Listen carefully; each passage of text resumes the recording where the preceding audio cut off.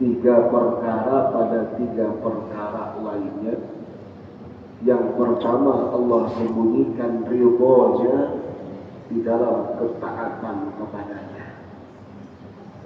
Itu Allah sembunyikan ridhonya. Artinya kita tidak tahu secara pasti dari sebab amal soleh yang mana yang kita bisa memperoleh dan mendapatkan ridha Allah Subhanahu wa ta'ala. Maka oleh karenanya jangan sampai kita mengkerdilkan dan menghinakan satu kebaikan sehingga kita abaikan dan tidak melakukannya. Cukup banyak hadis-hadis Rasul sallallahu alaihi wasallam yang menjelaskan tentang akan hal itu.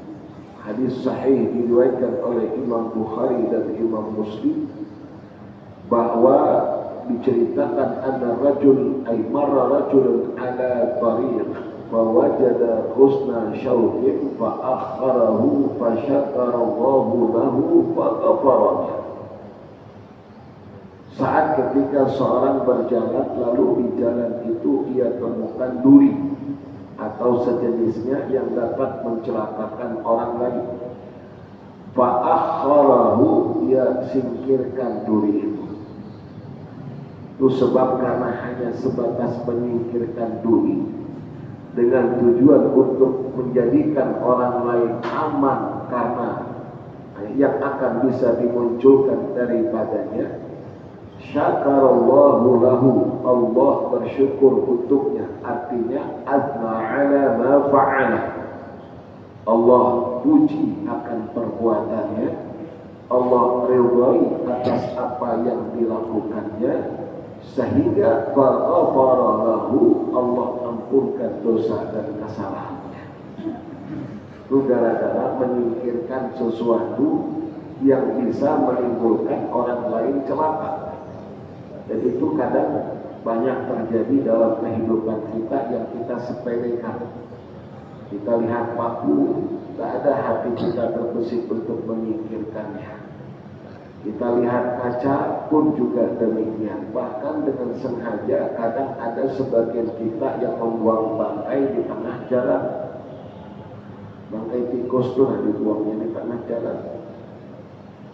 Kan itu bisa mengganggu dan bahkan bisa memudaratkan orang. Bukannya berbuat suatu kebaikan, tapi justru melakukan suatu hal yang tidak diinginkan oleh Allah. Ingat, ridha Allah, Allah sembunyikan dalam ketaatan kita kepadanya. Sebagaimana murka Allah juga Allah sembunyikan di dalam bermaksiat kepadanya. Artinya lagi-lagi jangan sampai kita menyepelekan satu dosa sebab kita tidak tahu secara pasti dengan sebab dosa yang mana Allah murka kepada kita.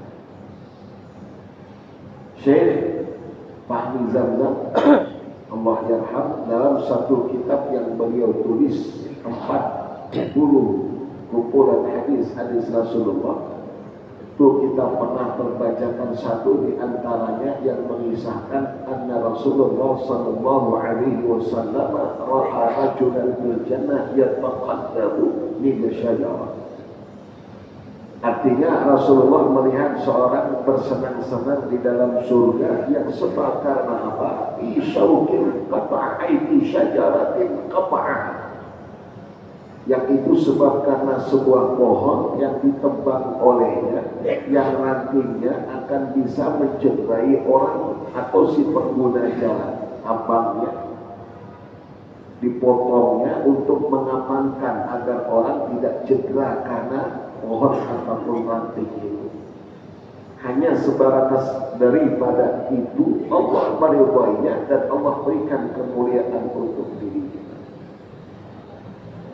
Hal-hal yang sepele yang seperti ini kadang terabaikan oleh kita dalam kehidupan. Kita lihat ada satu manal maktub.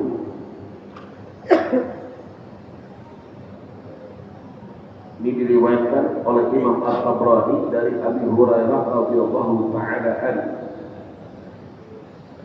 Idza iltaqal muslimani fatasafahani usimat bainahuma bi'atur rahmah tis'una bi'attarihima bashara ay isra. Idza iltaqal muslimani, ketika dua orang muslim berjumpa, kan Arab nih terjadi dalam kehidupan kita. Fayatasafahani, lalu kemudian mereka berdua bersalam-salaman, lelaki dengan lelaki, perempuan dengan perempuan. Syekh Muhammad Nurdin Marbu Al-Makki dalam kitabnya Adabul Musafahah menukilkan hadis-hadis Rasulullah sallallahu alaihi wasallam dan juga dengan pendapat daripada para ulama. Annal musafahata amrun masyru'ah, bersalam-salaman dalam Islam masyru', suatu hal yang disyariatkan. Artinya tidak hal yang dilarang, boleh silahkan. Lalu kemudian al-musafahah bainar rajulaini jaizah, bersalam-salaman antara laki-laki dengan laki-laki tidak ada masalah. Lalu bersalam-salaman dengan perempuan dan perempuan pun juga tidak ada masalah.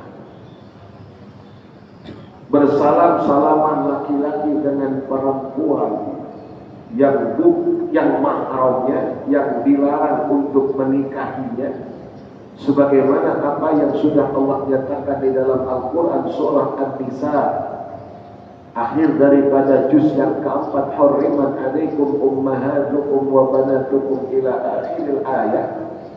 Tidak kurang 13 wanita yang diharamkan untuk kita menikahinya, baik ala sabili ta'dib atau ala sabili tauqid.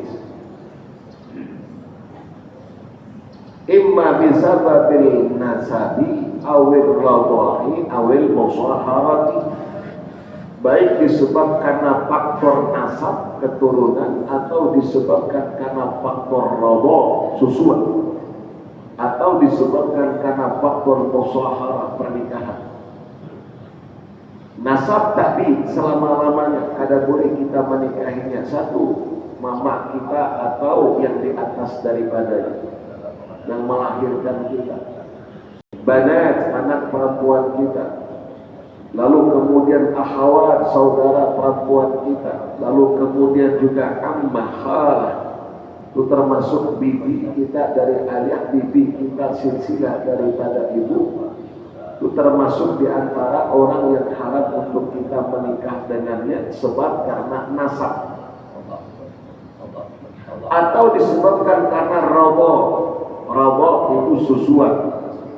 Dalam Al-Quran surah Al-Baqarah juz yang kedua, Allah menjelaskan wal walidatu yurdi'na auladahunna haulaini kamilaini liman arada an yutimma ar-radha'ah. Itu ada ketetapan yang ditetapkan oleh ulama, bila mana anak di bawah dari usia 2 tahun lalu disusui oleh seorang wanita yang bukan ibu kandungnya, yang bukan ibu yang melahirkannya, lalu kemudian batasan berapa banyak air susu yang disisapkan kepadanya hingga dihukumkan radha, ulama khilaf. Imam Malik menyatakan la hadda lahu, tiada ada batasan, qaliluhu wa kathiruhu, baik sedikit maupun banyak, asal sudah terisapkan ia si anak itu dihukumkan radha, anak susuan. Pendapat yang lain ada yang menyatakan sampai 3 kali kenyang, ada yang menyatakan 5 kali kenyang.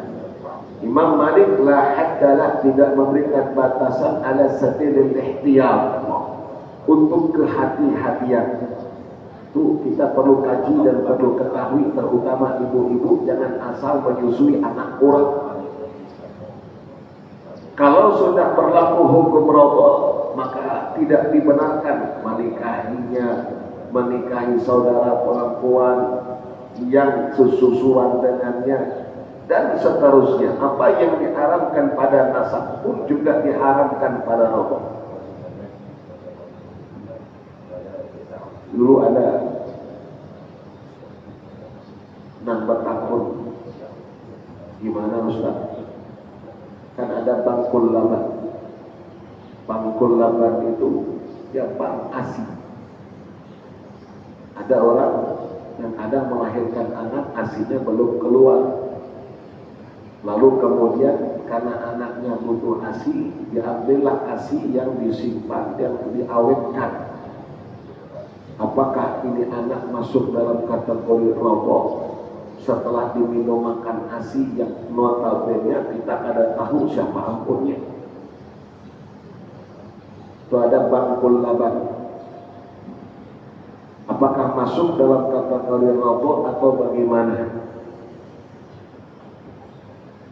Apa yang telah terbacakan oleh kita mengutip dari pendapat ulama, ulama membedakan antara minum susu dengan menyusu. Minum susu dengan menyusu itu kada sama. Maknanya kalau kita minum susu itu kadang-kadang air di gelas kita masukkan, kita ulah lalu kita minum, itu minum susu nanti. Atau bisa jadi, maaf cakap, karena ada wanita emak-emak yang mungkin asinya tumpah, lalu kemudian disedot dengan alat, lalu dikumpulkan dan dimasukkan ke tabung, lalu didinginkan atau dibukukan atau apalah namanya, diawetkan suatu ketika nanti baru ketika dibutuhkan diberikan kepada si bayi yang membutuhkannya, yang notabene bukan bayinya. Apakah itu dikatakan menyusu atau minum susu? Nah, ujar ulama itu minum susu, kada menyusu. Beda dengan menyusu itu mulut ataupun menyedot langsung dari putingnya, itu menyusu namanya. Jadi kalau langsung dari putingnya disedot, dikinum air susunya langsung, secara langsung, bukan dengan cara dipompa ataupun diperak lalu kemudian dimasukkan ke dalam tempat lalu kemudian dikinumkan, atau kada sama hukumnya. Maka kalau si bayi itu tadi langsung disusui oleh seorang wanita yang tidak melahirkannya, yang bukan wanita yang melahirkannya,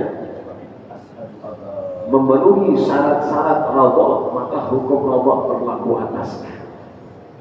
Itu anak-anak susuan, ibu-ibu yang menyusuinya, jadi ibu susuan. Anak yang menyusuinya menjadi saudara susuannya, maka haram dia untuk menikah, masuk mahram ala sabili ta'dib selama-lamanya.